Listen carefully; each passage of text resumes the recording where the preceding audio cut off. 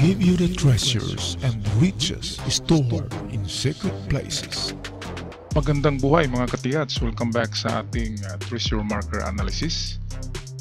Ito isang marker na dinala ng ating mga katiyats kay Boss Toyo at ito yung na-vlog ko sa The Golden Boy. At para malinawan ng ating mga katiyats ng paraan sa paghanap nito ay dagdagan ko ang kanilang analysis ng aking analysis tungkol dito kasi ang sign na ito ay napakaganda at hindi lang ito maganda, ito'y talagang Imperial Treasure Site. Kung napansin nyo, ang itsura ng mga karakter ay 7. Yan talaga ay 777 at dinagdagan lang yan ng mga element na katulad nito. Okay, so that is 77 Imperial Treasure Site yan. At ang ibig sabihin yan ay 777 billion yen. So yan ay yen ang halaga ng tunnel. Yan ang total na halaga ng laman ng tunnel. Shout out nga pala sa ating mga katiyats na nagmamayari nito. Good luck sa inyo kasi natumbok nyo ang tamang lugar. So ang paghukay na lang nito ang problema kasi medyo may kalaliman siya. Ang sign na ito, kung hindi ako nagkamali, eto, meron akong mapa niyan sa 777. Ang una nito, ang 777 na treasure site ay nasa Teresa in Rizal. Palagi akong nagkamali sa pagbanggit nito. Teresa in Quezon palagi ang nabanggit ko. Teresa in Rizal. Ito'y dalawang dalawang nagtalikod na treasure tunnel. Ang isa dito ay may laman na trucks. So ito yon. Ang may laman na trucks ay napasok yan ng treasure hunter na nagngangalan na Bob Curtis. Yung si Bob Curtis, American treasure hunter ng 1970s. Commission by Apolacay at siya ang nakapasok dyan.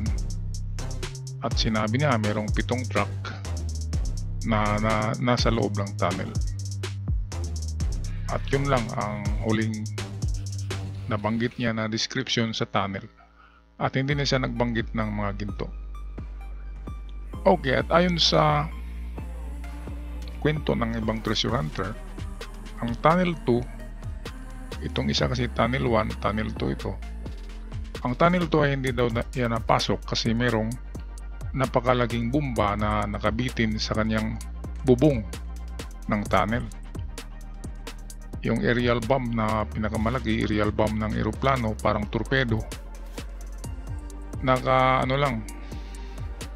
nakasabit sa kisame ng treasure vault. At kapag ginalaw yun, kahit saan doon, kapag ginalaw mo ay babagsak yun. Kaya hindi na lang yung pinasok muna. At hanggang sa ngayon, wala pa rin nakapasok sa ito. So, pwedeng ito yung site na yan. At pwede rin itong isa. Itong isa ay generic map ito. Pwedeng sa Luzon ito, pwedeng sa Mindanao, pwedeng sa Visayas.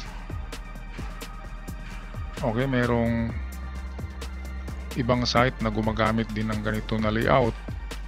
Kaya tinatawag siya na generic. Kaya dito, basic treasure map ang nakalagay, hindi known ang origin. Walang origin kasi generic. Dito naman, ganun din ang laman niya. 777 billion yen ang halaga niyan. At dito ang pinakamaraming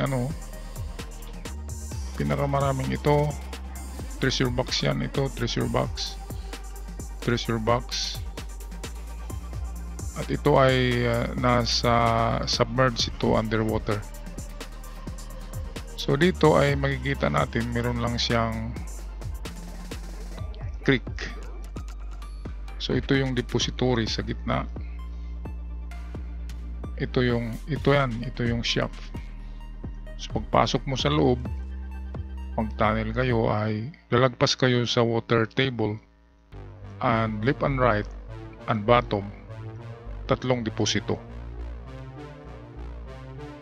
Kaya nga lang merong water, submerged in the water siya. Dahil merong creek sa ibabaw, ginamit nila ang creek as a water trap. So merong water trap sa ilalim niyan. Kaya kung ito yung inyong treasure site, ingat kayo sa water trap. At ang treasure ay tatlong deposito left and right. Pagkatapos nyong mag-vertical, yung analysis natin ay nasa 27 meters ang lalim niyan lahat. At magkasunod ang level sa ating analysis. Magkasunod ang dalawang treasure box. So pwedeng ito yun. Kasi yung isang mapa, ito ay kung mapasok mo ang tunnel ay yun na yun, nakalatag na lahat ang treasure sa flooring ng tunnel. Hindi katulad nitong map number 2 ay talagang huhukayin mo. Kaya pwedeng ito yung inyong treasure site. Kaya nga lang dito nakalagay ay tatlong deposito under the shaft. Kasi sabi ko naman, generic ang tunnel na ito at maraming site ang gumagamit ng ganito. Kaya pwedeng binawas nila yung isa at dalawa lang ibinao nila. At mamaya malaman natin na diamond and gold bars ang nandyan. Kaya pwedeng ang isang box na nasa itaas, yan yung diamond. At siyempre gold bars itong sa baba. Kasi mas malaki ang ano niyan, ang size ng box. Okay, kaya puntahan na natin ang inyong lapida. Ito ay lapida, sabi nyo nakatakip yan sa isa pang malaking bato, pero nang tanggalin nyo, ito ay walang laman ng bato. Totoo naman yan dahil yan ay lapida lamang. So ibig sabihin ay dito pa sa baba. Okay, so ito. Gawa tayo ng diagram niyan. So drawing natin. Gamitan natin ng dilaw na pangguhit para klarong-klaro. So halimbawa, ito yung lapidan nyo. So ito yung nakasulat ang 777. Yung panghuli ay 7x. 7 plus yung pangalawa. So yan. So umpisahan natin sa unang 7. Ang kahulugan nito sa treasure hunting, yan ay gold. Nakabaligtad na F yan. Parang 7. Ang ibig sabihin ng 7 ay maghukay pa.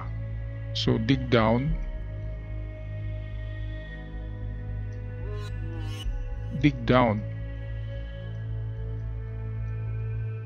so kapag dig down na ganyan, yung 7 mismo ay nagbigay na yan ng clue. So ang clue na binibigay ng 7 ay 7 yards or 7 meters. Kaya galing sa lapida na ito, itong lapida na ito ay maghukay pa kayo ng another 7 meters or yards. So ito na, nakagawa na kayo ng vertical tunnel na 7 meters. Malalim yan. Ngayon pagdating sa 7 meters ay makita nyo ang 7 plus. Ano bang laman ng 7 plus? Okay, ang 7 plus ay diamonds and gemstones. Sabi nyo sa inyong interview kay Bustuyo ay jewelries. Pwede rin na jewelries. Jewelries na merong mga bato na diamonds and gemstones. So yan, tama kayo dyan. So ito na, pagdating nyo sa pagkatapos nyo maghukay ng 7 meters, ayon dito sa stone layout ay matagpuan nyo ang 7 plus. Ang 7 plus ay diamonds. Box of diamonds yan and gemstones. Kaya ito, bingo na kayo dito. So bingo number 1. Ngayon, dahil sa mayroong pang kasunod yan na pareho din ang lalim. So kung pareho ang lalim, bababa naman kayo, okay na naman ng another 7 meters. At pagdating dyan sa 7 meters ay nariyan ang mas malaking box. Mas malaki yan kaysa yung nauna, kasi ang malaking box yun ang pinakapanghuli, yung nilagay nila sa pinakamalalim, kasi yun ang big deposit. Okay, yan ay merong marka na 7x. Ang 7x, yan ay yung gold bars. Ayan. So, ang lahat ng ano nito, lahat ng halaga niya ay 77,000, make that 77 billion yen. So, yan na 777. Merong treasure site na 555 din, 555, at meron ding site na 444. Lahat yan ay billion. So ang inyong natumbok ay 777. So napakalaki niyan. Kaya congrats sa inyo. Ayan, no? Yung panghuli na yan, ito na yung ano na yan, bunker na yan, hindi na yan yung box lang, malaki na yan, parang kwarto siya, bunker. Pero ang ano niyan, talagang layout pag panghuli na ay hindi yan nilalagay sa pinakasentro. Dinidrift nila yan papunta sa kaliwa or kanan, kagaya ng nakita natin kanina sa mapa.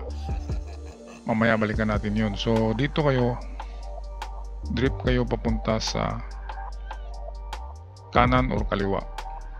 So diyan, merong chamber diyan na nandiyan yung nakapile-pile na gold bars in pyramid form. Kapag ang hapon nagpile ng gold bars ay nagaganito yan, naka-pyramid. Yan ang pile nila.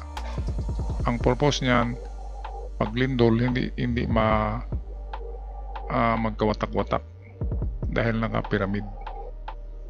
At kung wala dito sa kanan, wala, ay drift kayo sa kaliwa. So dito yan nakatago. Ang estimated na distansya na pag-drift ay katulad ng lalim. Galing sa pangalawa, ito. So 7 meters yan na drift. Yan yung layout natin sa mapa.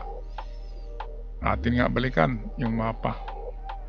Okay, so narito yung mapa, mga katiyats. Ito yung shaft. Diyan tayo dumaan. Ito yung shaft kanina. Sandali lang. Kuha tayo ng lapis.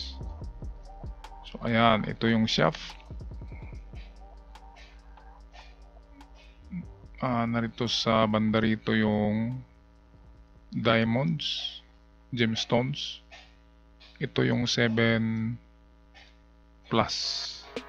So after 7 plus, hukay tayo ng another 7 meters. Ay diyan na level. So ito na yan. Dito na level yun, pero hindi dito ang treasure box or bunker. Ang bunker ay pakaliwa, ito yan, or papunta dito sa kanan. Pero dahil ang sinabi ay dalawa lang, 7 Plus at 7X, ang 7X ay gold bars yan, so ito yung nasa kanan na drifting. So kung wala dito ay dito siya sa kaliwa. So ang distansya niyan galing dito sa sintro ay katulad ng lalim ng 7 Plus to 7X. So ito ay 7 meters na drifting going to right. Ngayon itong dito ay wala na to. Kasi ang mapa na ito ay generic. Pwedeng ginamit siya sa ibang lugar, sa ibang rehiyon. Pero itong isa dito, ito yung original na ginamitan ng ganyang kadami. So imagine 77 billion yen yan.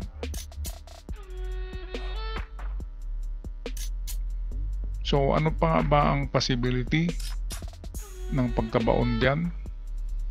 Kasi yan ay big deposit. So talagang pahirapan ang ano dyan. Pahirapan ang pagkuha nito. Hindi ito basta-basta mga katiats. At ingat lang kayo sa pag nandyan na kayo sa bunker, ay dahan-dahan lang ang pagpukpok ng kung ano man. Dahil baka merong hinalo sa semento na mga sumasabog pa rin na bomba. Minsan may ibinaon sila ng mga granada sa buhos, sa semento or mine. Kasi kung final bunker, yung big deposit na, ay hindi pwedeng iwan nila yan na walang booby traps. Meron talaga yan. Maliban itong sa gitna, yung 7 Plus, ay wala pang patibong yan. Kasi yan ay medium pa yan, medium deposit pa yan. Pero pagdating dito, big deposit na yan. So pwedeng sigurado talaga na mayroong patibong. Ngayon, ito rin, pwede rin ganito ang pagkalagay niyan. Pwedeng magkasunod lang talaga yan. Ito yung 7 Plus at ito yung 7X. Pero dahil pinagbasihan natin yung mapa ng 777 map, ito, ayan, kaya meron tayong letter T na klaseng tunnel. So yan kahirap mga katiats ang inyong paghukay. Maliban kung makuha nyo na itong diamonds, ay tiba-tiba na kayo dyan. At pwede nyo nang iwanan muna yung 7X, which are gold bars. Balikan nyo na lang after a year at mag-enjoy muna kayo dahil mahirap talaga to kunin. Alright, so hanggang dito lang ako mga katiats. Maraming salamat, good luck sa may-ari nito, at welcome kay Boss Tuyo sa Treasure Hunting Club. Ako'y magpaalam na see you on our next videos.